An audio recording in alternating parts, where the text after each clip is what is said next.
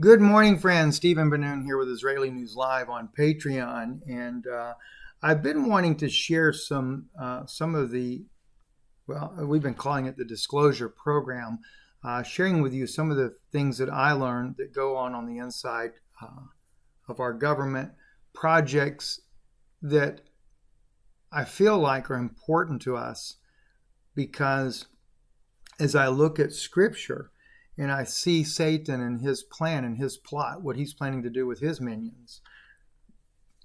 And then I hear,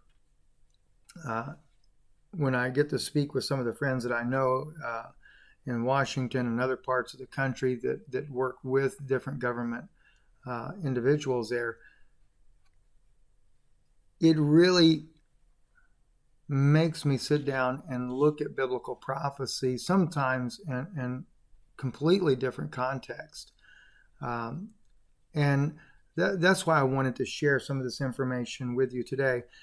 Right now, I have on the screen here a video, and the guy that you see on your screen, his name is Mike Callahan. He's a professor at the University of Harvard University, excuse me. And he does work now for United Therapeutics, but he also used to work for DARPA. And I want to play about a 50-second clip of what he says here, and especially near the end of that 50 seconds, pay close attention to what he says of the access that the DARPA folks have that the average person never has. This was on a channel called DARPA TV. And I just want you to see something here because these are things that I'm aware of already and I can elaborate on it. Maybe not so much today, but I'll just briefly give you that little bit of insight, which I've shared that with you before. But listen to what he says. 20 seconds on this. So in DARPA, it's about enablement. The program managers come in with a vision. They're supported by ACETAs, which are our extraordinary fuel cell that helps us to get the work done. So the combination of that partnership is broken without your part of the partnership. And that is the performer community. We learn from the performer community without a doubt. It's very helpful to us then to see these occasional bright sparks in the wilderness that happened outside of DARPA's fold. In DARPA, you get an unfair advantage. It goes far beyond the support that you get. You're given an unfair access that the competition doesn't have to technologies that lever your own expertise, your own passion, your own energy. So when a group does this outside of DARPA. All right. The important aspect of what he says here, and of course he's talking about the different groups that they're associated with and how they work all together, but that you leverage part of technology that is just not available to the general public. That's fallen angel technology.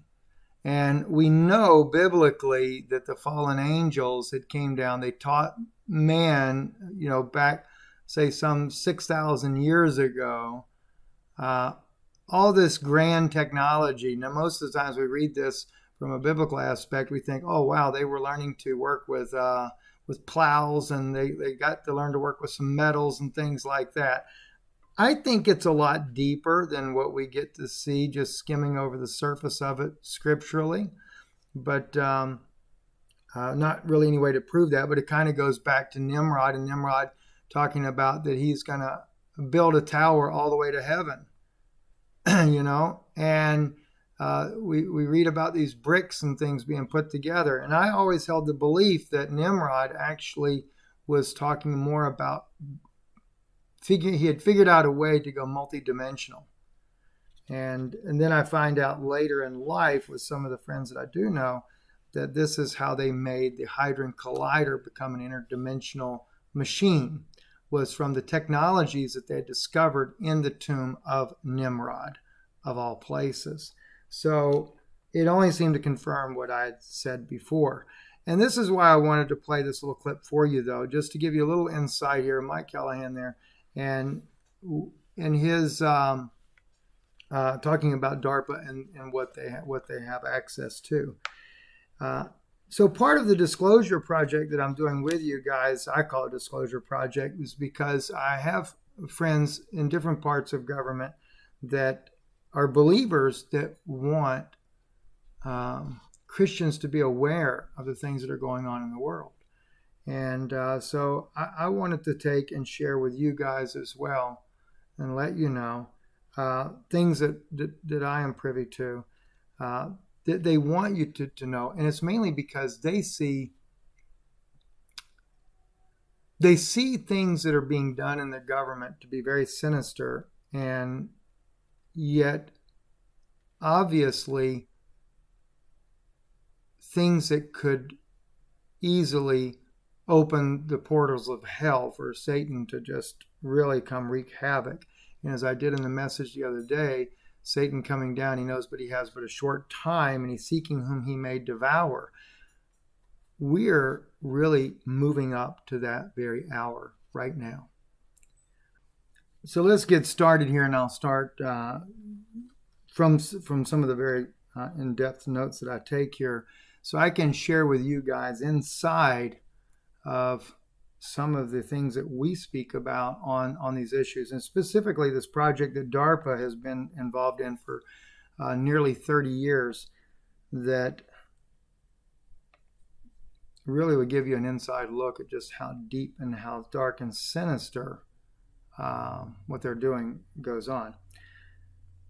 A friend of mine that I spoke with says, I do know they are anticipating, and they believe it's because of this increased paranormal activity, anticipating a large percent increase in criminal behavior, which includes anywhere from theft all the way up to murder.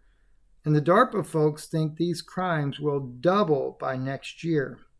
They don't know in every case what is occurring, but they can prove there is an uptick in paranormal activity. But they can also know or prove scientifically that people are being possessed. Imagine that. DARPA has the ability scientifically to prove that people are being possessed. My friend didn't quite understand how the DARPA folks know this, saying it was quite the scientific conversation. And as he said to me, it was very hard to follow. And he happens to be a nuclear physicist.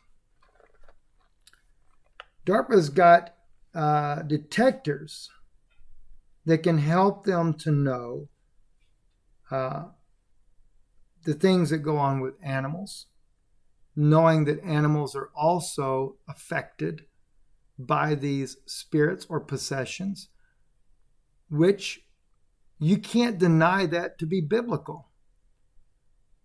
Because people that would say, for example, oh, no, that's not so. No, the animal can't get possessed. Do we forget the maniac of Gadara? Do we forget that when the maniac of Gadara and all those demons were in the maniac of Gadara, and Jesus comes up, and they didn't like the fact of seeing Jesus, and when Jesus was getting ready to cast them out, they said, suffer us to go into the swine, the pigs. And Jesus, when he cast out those demons, they went into the pigs, and the pigs, of course, run down the hill violently and choke themselves in the Kinneret, or the Sea of Galilee, right?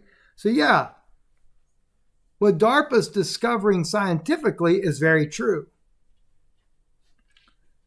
So they have detectors that even help them to know that animals have spirits, and they have for nearly 30 years. Experiments with the soul transference. Yeah. And I actually shared with you guys here on Patreon before, they did a soul transference with Bill Clinton. And I was able to confirm this with one of Bill Clinton's advisors back a good little while back on that. I knew about that situation. Bill Clinton had actually gotten very sick and died, and while he was president of the United States. It was a very top secret thing, or was dying, I should say. And there was no way to save his life. And from what I was told, and I mean, look, I can't say it's true or not. I wasn't there. I can only tell you from the people that actually that know about it, or in the case of Bill Clinton's advisor that I knew, he knew that Bill Clinton was being worked with. They were using technology from DARPA to move his spirit to a clone body because he was dying and there was nothing they could do to save his life. So they made a makeshift hospital above a library. And if I remember right, and please forgive me if I quote this wrong, but I think it was in Chicago where they did this at.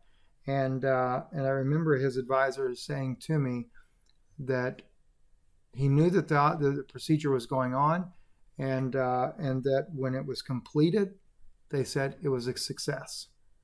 And that's the story of Bill Clinton that the world will never know about. But at any rate, so we kind of go on and says they actually successfully did a soul transference with him, and he was it was of course, I already told you about that there.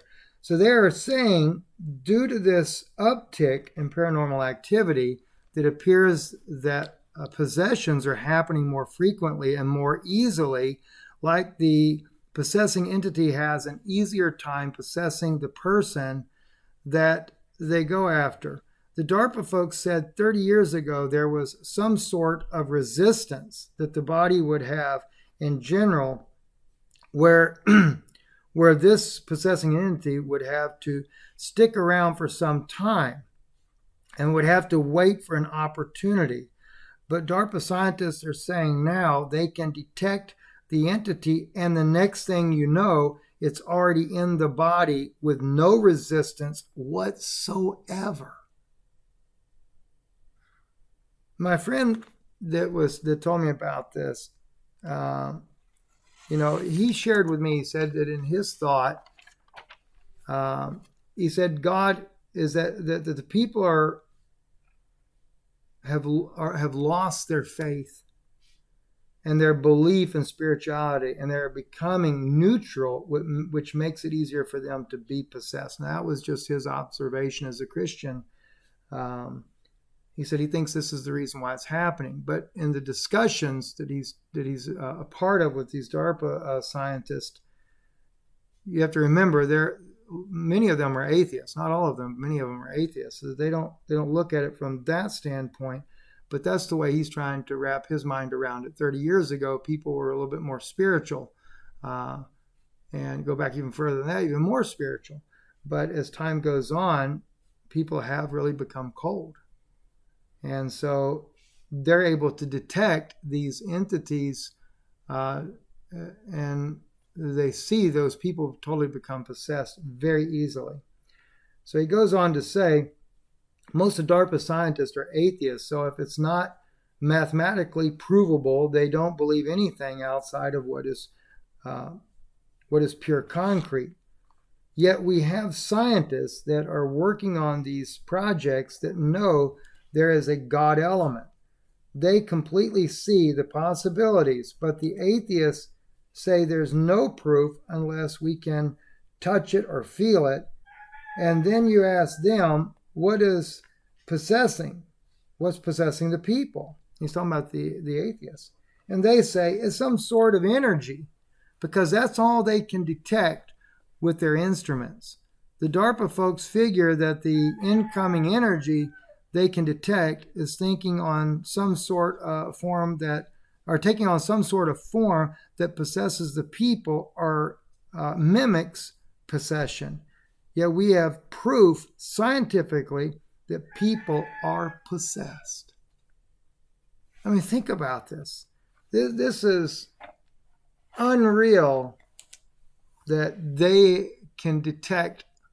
And of course, he's elaborated much deeper on this, to me. It's different instruments that they're able to use that detect those spirits or those entities that are coming in that actually get a hold of the body. And I've gone into, in some of the questions I've asked about this, what's the difference between these entities or these spirits that possess the human being and that of quote unquote aliens that are fallen angels. It's really all they are. They're just demons as well. And it appears to be that what the difference is that these entities or these spirits that possess the human being are just in another dimension, whereas the fallen angels or the aliens that are here in our realm are part of those that actually fell. They were cast out, whatever the case may be, and they have been, for I guess a lack of better term to put it, they've been in our own dimension since their fall.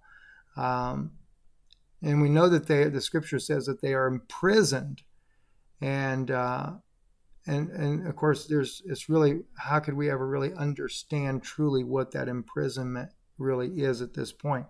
Because so many things in the Bible are written in an allegoric sense. So it's very difficult to know for sure how that imprisonment was, where it is, etc. I know I did do a video on that several years back, just from the book of Enoch, and what I was able to glean from the book of Enoch that actually goes more in depth of how that imprisonment took place. And I know there's a lot of people that don't like the book of Enoch because of some of the things that are written there.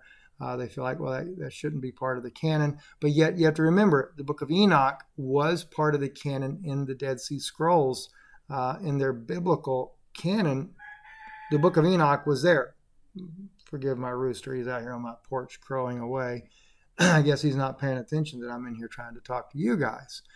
Or maybe that's his amen agreement. I don't know. But anyway, so, but another thing too, keep in mind, and I've shared this with you guys before, the book of Genesis that was discovered in the Dead Sea Scrolls actually contains more of the verbiage used in the book of Enoch in the beginning of the Genesis scroll than what we have in our own. So it tends to give more credibility to the book of Enoch in a lot of aspects, even though some people may have some disagreements with things that are written in the book of Enoch. And there are things that are written there that really do baffle the mind. I agree with that. So I don't like to say, I don't like to say, if you take the book of Enoch, classify it as canon, no, but more as part of a research tool that we can look at to try to glean some objectivity in maybe a historical context of what was written there. And like I said, though, because of the book of Genesis, also from the Dead Sea Scrolls, having more of the similar verbiage, especially in the early years when Abraham and Sarah came down towards Israel, etc., things like that. It goes into a lot of things that are similar to that, to the book of Enoch as well. Anyway, these were just some of the things I wanted to share with you guys this morning. And I have many, many, many more videos I'm wanting to do with you guys on these things. And so I'm trying to do at least a couple of these a week. Hopefully I can get more out a week. There'll be short clips, but I am going to take you deeper because I use a little form of shorthand there to be able to take notes. That way I can refer back to my own notes to speak about things accurately. But generally I don't even read from my notes. I just I'll remember the things that were said. I'll kind of review it, and then I come and I'll talk to you guys about it. And then I realize later, gosh, I left out a lot of details that might really be a blessing for people. And especially knowing what Satan's plan is, and then seeing that DARPA has been working on a project for nearly 30 years, that they also see these things that are happening. Anyway, Stephen Ben-Nun with Israeli News Live. Thank you for listening.